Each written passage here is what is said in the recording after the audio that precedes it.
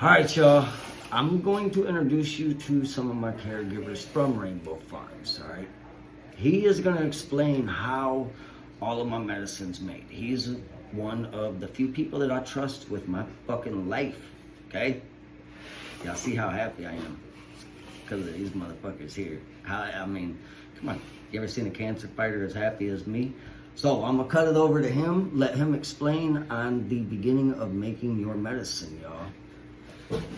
Okay, we're going to make it a small batch for you to be able to make an ounce to 2 ounces at a time because most people don't have a large amount of trim.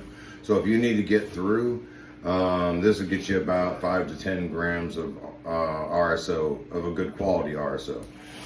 First thing, we're going to take the good quality trim or bud. If you're going to use bud, a lot of times it's better to break it up and make sure it's dry so you don't have the water in it.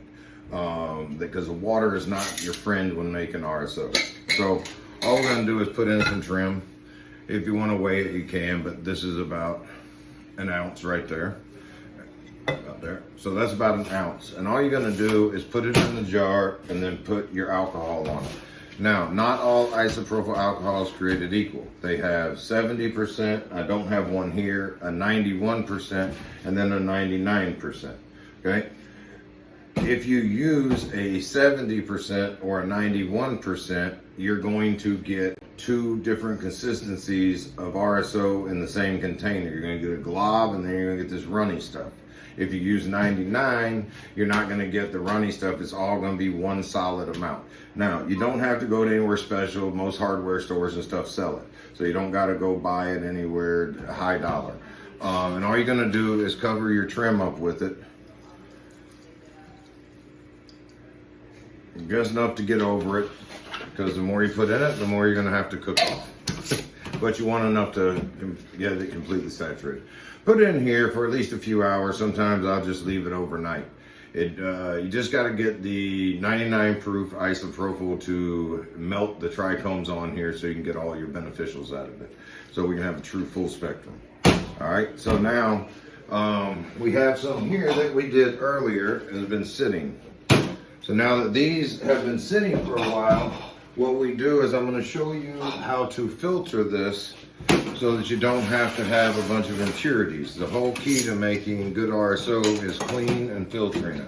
So you just take the jar, remove this piece, put your filter in your coffee filter, which is going to be a non-bleached coffee filter.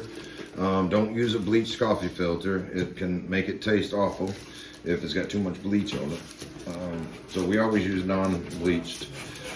And there, now you got a nice clean filter without having to buy anything special. And just pour it in here. And you're gonna have to change this filter a few times. So now we're just filtering out all the particles so that the RSO will be cleaner. This is going to take a while, but that's basically what you're gonna do. And you can see it collecting in the bottom, and it's much cleaner and much smoother. We're going to do this process a couple times. We're going to do it now, and then we're going to cook it down and do it again. And then we will be able to cook it down. And when you cook it down, it coagulates back together, all your water solubles and stuff that you're not really wanting. And we'll filter that out again later, and then it'll be even purer. So we do 2 filters, one now and one later. And now that we got time, I'll go ahead and point out that I am one of the caregivers from Rainbow Farms. Rainbow Farms is made up of a bunch of caregivers who come down to the farm and participate in the events. All the caregivers are part of the program, so when the program gets trim, we're able to use that trim to provide medicine to the cancer patients. Now, the RSO is free to all cancer patients. All you got to do is come down to the farm, meet with us, we'll put you in the program, and we can get you started on a RSO regimen of good, clean RSO. So you guys, if you need it, come on down. If you don't need it and you're far away and you don't know how, get a hold of a grower somewhere and get them to get you their trim. You know, you don't have to use bud, but at least use good trim and try to get it from somebody that's not using pesticides. Get it from somebody you know has got good, clean stuff. So okay, so now once we got it all combined down, there's 2 different ways of really cooking it off. What I use is a heated magnetic stir plate, but we also have an induction cooker, the New Wave. So the New Waves, if you don't have a magnetic stir plate, get a New Wave, because if you use your oven, it's going to overheat it and then come back down, overheat it, and then when it heats up to a higher temperature and comes back down, it can cause your RSO to boil over. So don't use a open flame, don't use a regular stovetop. Use a New Wave induction cooker. They're amazing, they work great, and you won't catch anything on fire. Now, if you don't have that, what I prefer is a heated magnetic stir plate. Again, we're gonna put a link in there so you don't have to try to hunt down the right one. And then an assortment of beakers and assortment of magnetic spinners. You'll see it in a minute. So whenever we get done and we pull out the last of it, now this is the last after we drained it. As you can see, it's real clean. It don't got any cloudy to it. So this is why our RSO is cleaner, is because we filter it, and then we're gonna filter it again when we get down to about half the amount. So we're gonna go ahead and pour it in the beaker here. And I don't like to pour it in more than right around the 70% mark, maybe 80, because if it starts rising on you or boiling, you don't want it to boil over. So don't fill your beaker all the way up. In case something happens, you got a little backup. Now this beaker's been heating up, and we're gonna get it down to about 500 milliliters. We're at 700 now. This is not exact numbers. I'm just gonna bring it down a little bit, because when it heats, it causes a lot of the stuff that went through the filters to recoagulate together, and then we're gonna run it through the filter again so we can pull that out. And then we're gonna have very clean RSO that'll just, when you flip it upside down, it'll stay there. Now we just gotta give this a while. Let's put the magnet in there. And this now is up and running. And we got it at 160 degrees. You don't want to put it too hot. It's going to take it a minute to get warm, probably about 15-20 minutes. This process may take a total of about 2 to 4 hours. It really depends on your temperature and your comfort level. Don't go too hot with it. You can burn it. You get too high around 370, 380, you just vaped it off. And now you got a bunch of stuff that ain't no good. So keep it down below 200, and until we get to maybe later, we might raise the temperature to get the last of the alcohol out. But we'll play it by ear here. This is good for now. We'll get back to it. So you just let that sit. We got it down to about half of what we had. I just look for a consistency where I think it'll still go through the filter and not be too thick, and then you're here forever. So you want to get it about halfway of what you had, and then we'll cut this off and we'll start filtering it again. Let it go back through here.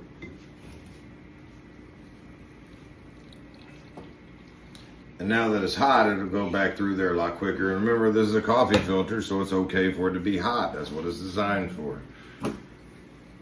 Also, was brought up that you want to do this in a ventilated area. We have the door open and we're in a big warehouse, so it's not getting the room filled up with fumes. You know, if you're doing it, do it in your garage or in a space outside. If you can't do it, you know, anywhere else. You know, if you have to do it in the house, just open a window and make sure that it's in the main room and not, you know, don't hide in the closet making this and light a cigarette. You might say hello to somebody you ain't seen in a while. We're just gonna cook this down.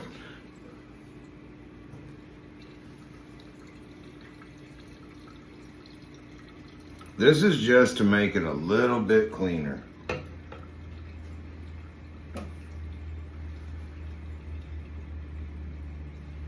Also, if you guys want to come down to the farm to join the program, they let you plus one person in for free, so you have a ride. So you can come down and spend the day at the farm, enjoy the music, enjoy the farm, and it's no cost, as long as you're one of the patients enrolled in the RSO program. All right, so now we've got it all filtered out, and just so you know, I use multiple filters. I'm constantly changing them out, so it's not just one filter. As soon as it starts clogging, pour it back in, get a new filter, and pour it back again to start filtering. So this has been filtered twice now. This is our final filter. We're just going to pour it in, finish cooking it off. Whenever you're cooking it off, it's better to have a wide surface area warming up instead of a column. So we're going to keep it down like this until we get real low, and then we'll move it to another beaker, and anything that burned or stayed on the bottom will stay in this beaker and we'll transfer it. So right now we're going to let this cook down again, and we'll get back to you when it's condensed. All right, so we've got this evaporated down now from 700 milliliters down to about 50 milliliters, and we're going to transfer it to another beaker. That way we're going to go down to about this size. That way we can let it, here we go, lower that real quick.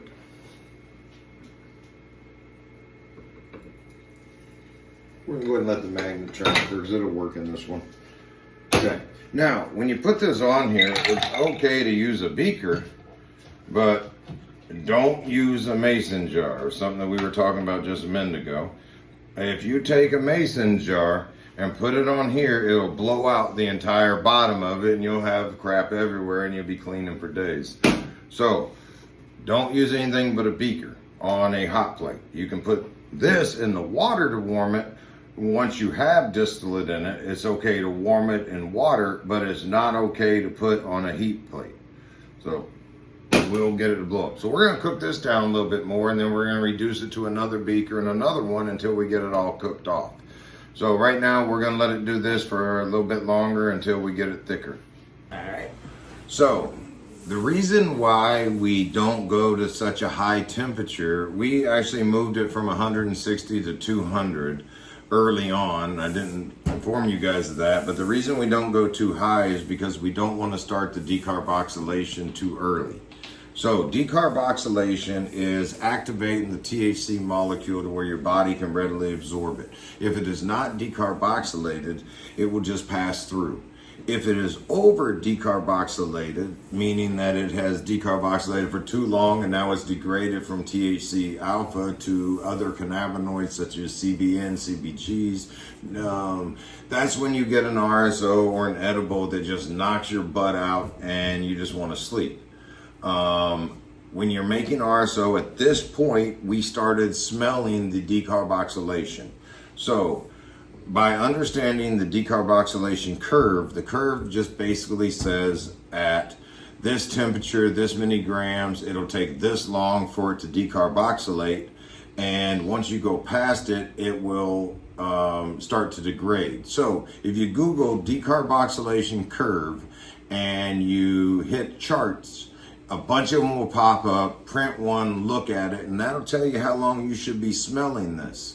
So at this point, we're at 200. So at 200, we're going to be a good, 40 minutes before it's fully decarboxylated. But that's okay because we need it to fully decarboxylate, and we need to get the last of the alcohol out of here. Right now, you can see it's just barely even boiling. There's not much alcohol left. But over the next, 45 minutes, it'll finish decarboxylating. The rest of the alcohol will be out, and we'll have good RSO. So, all right, we'll go wait till it thickens up some more. Okay, so now this has been cooking for a while. We're going to take it and condense it down. As you can see, there's nothing stuck to it. So if you've got a bunch of stuff coagulating on here and getting all nasty, then you didn't filter it. So just filter it and get it out of there, and you're able to get it all out of there. So we're going to transfer it to this one, but because we want the magnet to be able to stir it more, we're going to transfer magnets. Now, if you don't want this magnet to fall in there, just put another magnet there, and it'll hold it for you.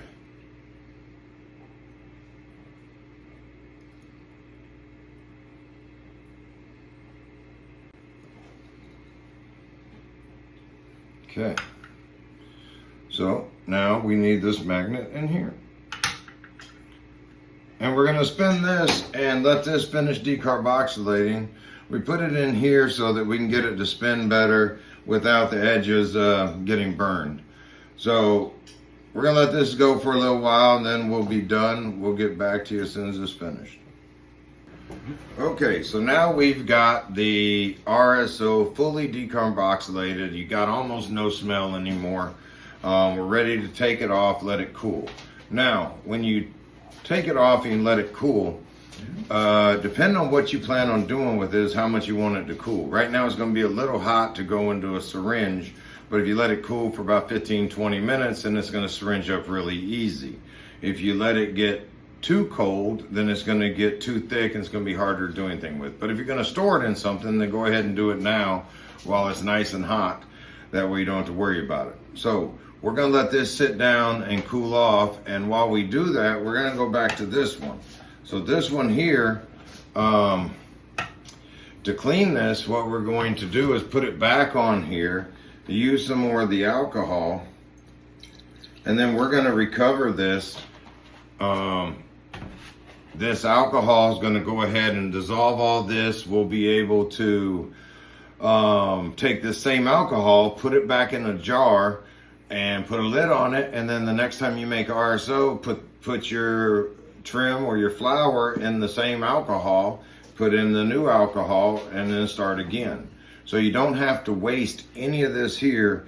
You'll be able to use the alcohol, whether any of the RSO that was left in here, you'll be able to recover it and you don't have to worry about it. Okay, so the RSO has now cooled.